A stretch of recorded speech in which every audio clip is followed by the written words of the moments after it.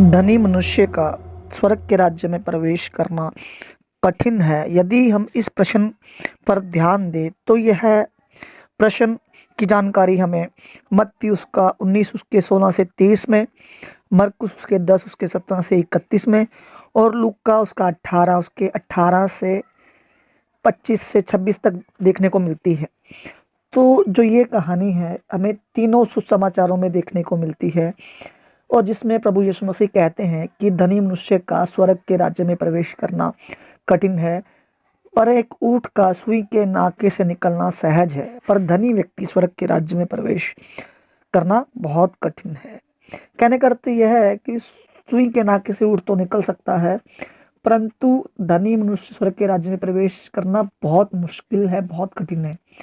तो ऐसा प्रभु ने इसलिए कहा क्योंकि यदि हम इस कहानी को पूरे अच्छे तरीके से देखें, अगर हम लूका 18 उसके 18 से लेकर 26 तक पढ़ें, हम देखते हैं कि एक धनी व्यक्ति प्रभु यीशु मसीह के पास आता है तथा अनंत जीवन पाने के लिए मुझे क्या करना है वो पूछता है।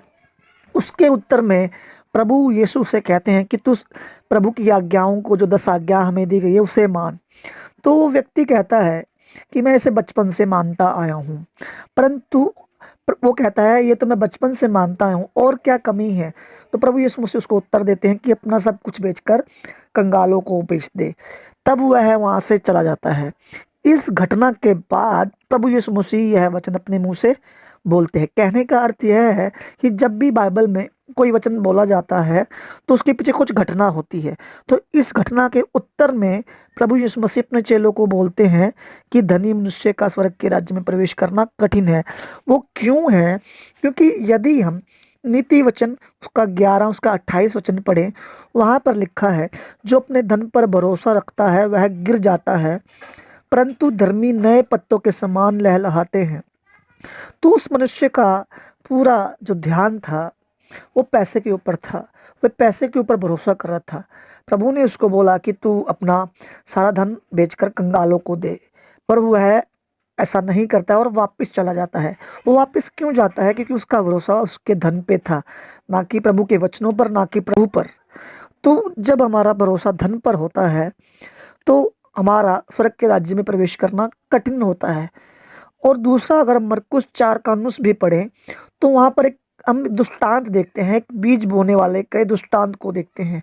और वहाँ पर लिखा गया है, अगर आप 4 का 19 वचन पढ़े, मरकुस 4 का 19, तो वहाँ पर लिखा है कि वह मनुष्य जो धनी मनुष्य है वो उस भूमि के समान है जो संसार की चिंता, धन का धोखा और अन्य वस्तुओं के लोभ में आकर वचन को दबा देते हैं।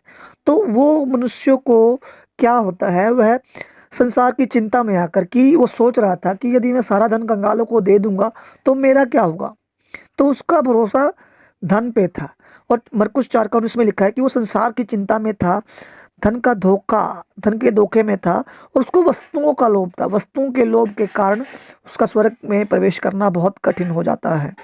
तो सांसारिक रूप में भी देखते हैं कि जो धनी मनुष्य होते हैं अपनी वस्तुओं पे भरोसा रखते हैं, अपने धन पे भरोसा रखते हैं, ना कि परमेश्वर के वचन पर परमेश्वर का वचन बताता है जो मनुष्य से नहीं हो सकता वो परमेश्वर से हो सकता है। अगर कोई व्यक्ति परमेश्वर पर भरोसा रखता है और अपने धन को परमेश्वर की इच्छा को पूरी करने के लिए इस्तेमाल करता है तो व्यक्ति स्वर्ग के राज्य में प्रवेश कर सकता है।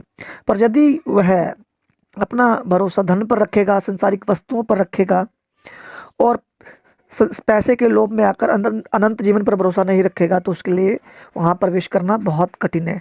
तो धनी व्यक्ति इसलिए प्रवेश नहीं कर सकता क्योंकि उसका अधिकतर भरोसा धन पर होता है। उस व्यक्ति को भी धन बेचकर कंगालों को देने को कहा था, पर उसने नहीं दिया, वो वहाँ से चला गया। इसलिए प्रभु ने ये वचन लोगों से कहा था। तो इसलिए जाना कठिन है, मुश्किल है, पर ये नहीं है कि जा नहीं सकता। वो जा सकता है पर कठिन है। वो कैसे जा सकता है? यदि वो अपने धन का इस्तेमाल प्रभु की सेवा के लिए, उसकी इच्छा को पूरा करने के लिए करता है तो वह ज़रूर जा सकता है। पर कठिन इसलिए है कि उसका भरोसा यदि पैसे पर होगा, संसारिक वस्तुओं पर होगा, तो उसके लिए जाना कठिन हो जाता है।